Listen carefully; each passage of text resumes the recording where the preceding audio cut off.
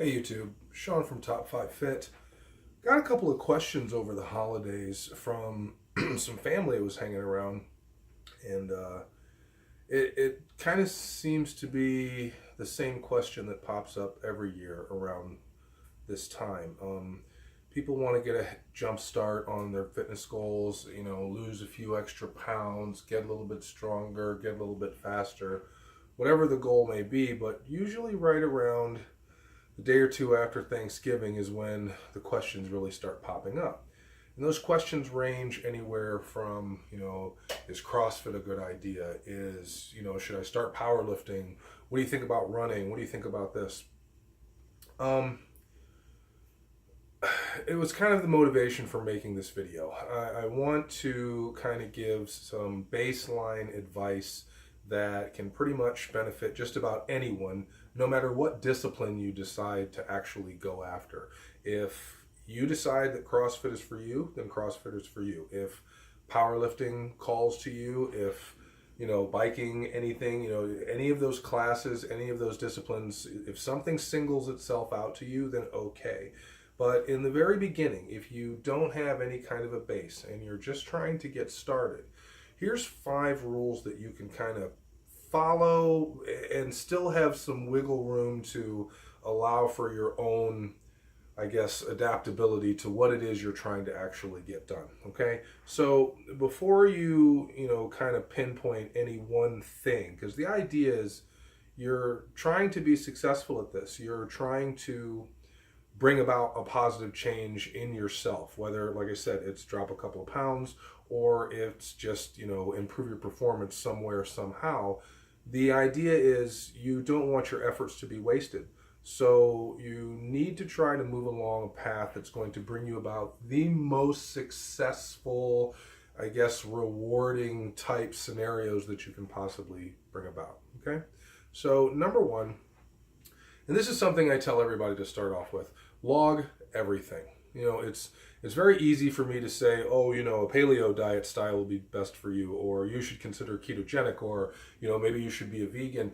It's very easy for me to say what has worked for me or what hasn't worked for me, and then project that onto you, especially when I really don't have any idea of what your habits and patterns are actually like.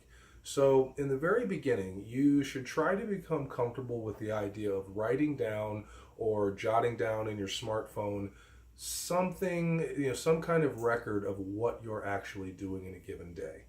For example, if I ask people if they feel like they're hydrated, they usually shake a water bottle at me and say, "Oh yeah, I drink all kinds of water. I drink a lot of water." And when you actually look at the numbers, they may be getting in 3 or 4 12-ounce bottles of water per day, and they could need more than that. So obviously the point is you need to know what's actually going on in a given day.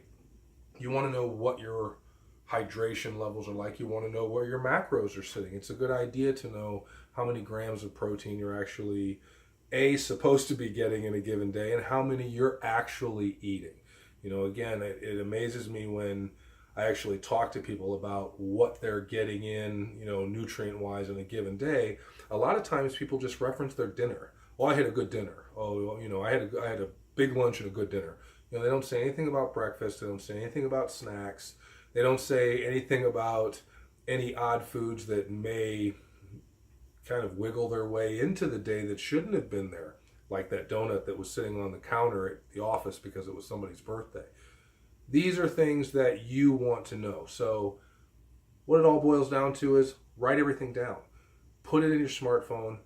Write down how many ounces of water you actually take in a given day. Write your macros out so that you at least have some idea of where to start. Because up until that point, the only thing you're doing is playing guesswork, and you really could be just messing your system up instead of actually creating a positive change. Okay? Number 2, schedule your training time. The number one reason why people say they can't get their training is I don't have enough time. Well, the fact of the matter is you do have enough time. if I actually followed you around on a, we'll say 12 hours, because I really don't want to know, what your sleeping patterns are like. Actually, I do, but I'm not going to hang out overnight. So if I follow somebody around for 12 hours and actually write down or take an account of every 60-second interval that goes by, I'm pretty sure we could find some training time in just about anybody's day. The problem is it's not a priority yet, and you're not exactly getting the return on investment that you feel you should be. This is a very give it to me now kind of society. So somebody hasn't trained for 10 years, they step into 2 classes and all of a sudden they feel like they should be down 10 pounds right now. So right away, we should probably just try to figure out a set time each and every day that we're going to do something. Now, we'll get into reason number 3, or idea number 3 in a second, and that is whole body training. Get very comfortable with the concept of whole body training. I'm going to take a step back, because the idea is if you're scheduling your training times out, you really, and you're just starting, you really don't want to put yourself in a position where you're training like a bodybuilder or training like a powerlifter and you're doing 1 or 2 muscle groups in a hour and a half to 2 hour training session, and then you can't function for the next 7 days. Remember, your fitness is supposed to enhance your life. So at some point, you may actually get to the point where you're ready to take on that kind of training volume. But until you get there, the idea of setting a specific time and getting something done on a daily basis is going to get your metabolism in your body a lot more ready for more advanced training methods and disciplines. So look at your schedule, take a hard look at your schedule, and dedicate some time specifically to stretching, specifically to cardio, specifically to strength training, specifically to injuries that may have plagued you in the past. But the idea is you are setting that time aside and dedicating your time for your improvement in that category. Okay? Number 3, don't be afraid of whole body training. The whole point of you getting into the training environment is to create a better, fitter version of yourself. Well, if you are sore to the point where you can't function, mentally that's going to play some games with you, and you're not really going to be too excited to hop back into the training environment. Whole body training has a lot of benefits in the sense that, one, you're going to probably get a greater fat burn than you will if you're just isolating or doing standard split training. The more muscle you actually activate in a given training session, the more you set your body on a fat burning path for the rest of the day. So you're actually doing yourself a favor and kind of speeding up your own progress by hitting more muscle groups in one session. The other benefit is your training volume is actually down on a per body part basis. So you're not destroying your quads or destroying your hamstrings to the point where they're just inoperable for the next 3 to 4 days. And that does have an effect on your brain just a little bit, and it doesn't, again, motivate you to want to go back to the gym to try to keep improving yourself. Now, if you're looking at more of a whole body approach, you've accelerated the fat burn, you have worked muscle tissue, but not to the point where it can't recover, in a 12 to even 24-hour period. So you can see more whole body training sessions in a given week, which when you're trying to start out in the beginning, the more time you can spend in the training environment, the better, okay? Lastly, it gives you kind of what I like to call a fitness baseline.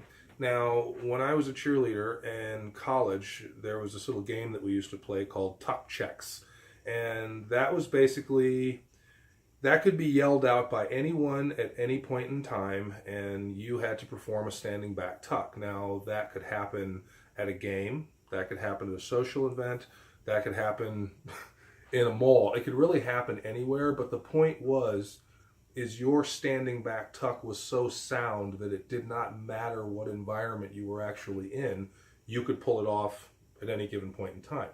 There's certain aspects of fitness that I feel the same way about.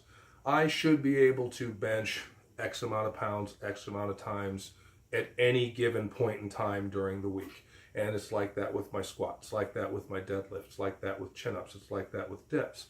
But that kind of thinking was only really developed by working with what I like to call my fitness baseline, which basically means that 4 days, 5 days out of the week, I can do this workout no matter what, no matter how I feel, and this kind of gives me a guideline as to where my fitness is at and whether or not I can start making changes in my regimen. So, something to think about as to why you should be doing a little bit more whole body training in the beginning. Number 4, the disclaimer. Now, every one of us has entered a new class at some point or opened a piece of fitness equipment. And before you even get started, you will see in big black letters, please consult your doctor before engaging in any type of fitness, blah, blah, blah. The reason that's there is because people sometimes overestimate, if you will, their abilities and underestimate the effects of earlier injuries from sports or childhood play or whatever the case may be. Bottom line is, pay attention to the disclaimer. Pay attention to yourself. If something's not right, address it. Talk to, just about every one of us has somebody in the medical community that is close to us that we can ask questions here and there. Ask a question, hey, I've got this twinge in my knee. What do you think about me doing ... The point is, you're trying to improve yourself. You're not trying to set yourself back. So address the fact that there could be a deficiency, whether it's strength, mobility, endurance, whatever the case is, but address that deficiency and try to, I guess, come up with a plan so that it does not become something that stops you moving forward in the future. Okay? Number 5, and this is probably a little bit more of a big deal to me than it is to a lot of people, but I do try to maintain the concept of mind and body, and your motivation and your recovery environments are kind of important. So 1, what do you need to listen to? What do you need to hear? What do you need to see that is going to consistently help you get your butt out of bed and to the training environment? For me, morning runs, morning bike rides. I'm a big fan of the Transformers / Wonder Woman movie, music stations on Pandora, free music, and it just kind of blasts those soundtracks and those scores, and that's what I'm listening to in the morning. If it's a more speed or power-based oriented workout, then maybe I'm doing a little bit faster paced Crystal Method or something like that. I'm definitely dating myself with some of these bands, but at the groups, but at the same time I don't really change the titles on my Pandora station. So yeah, remember, I'm still old, so there's that. But the point is, my motivation is set.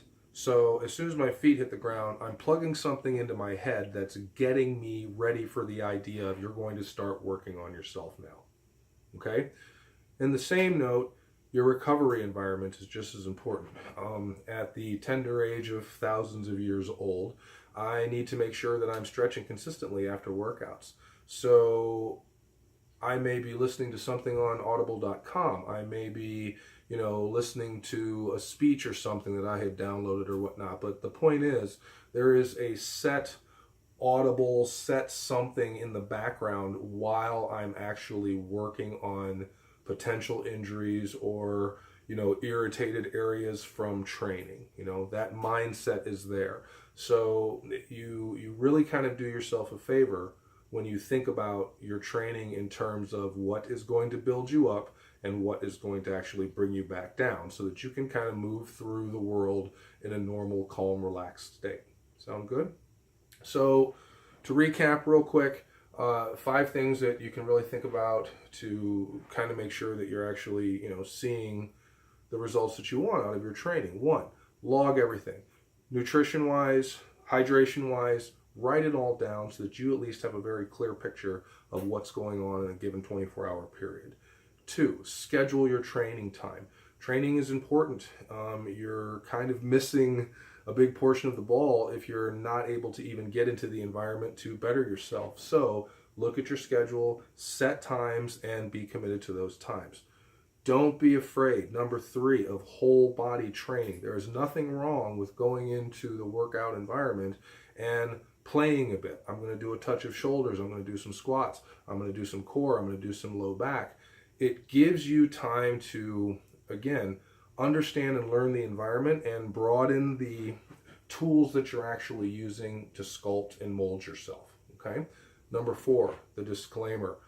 Pay attention to past injuries. Don't let these things creep up on you, and then all of a sudden they're the reason why you can't keep going, and now you're not reaching any of your goals, and you become part of that, 97% of the people who drop off after the first month at the beginning of the year. Yeah, we're not trying to do that. So address those previous injuries and develop a plan to make sure that they're not going to hinder you moving forward. Number 5, motivation and recovery.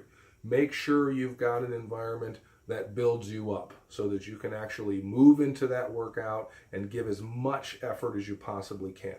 At the same time, have an environment that's going to actually bring you down a bit, allow you to focus and relax on the areas that you just got through beating up while you were in the training room. Sound good? Thanks for your time. If there's any questions or comments about this video, I'd love to hear, any kind of comments you may have. Feel free to throw them in the box below. At the same time, there's going to be a lot more videos coming out. And again, it's kind of a developing channel, and we're really working on pace right now, making sure we're getting videos out consistently. So don't forget to subscribe, and thanks again for watching. Talk to you.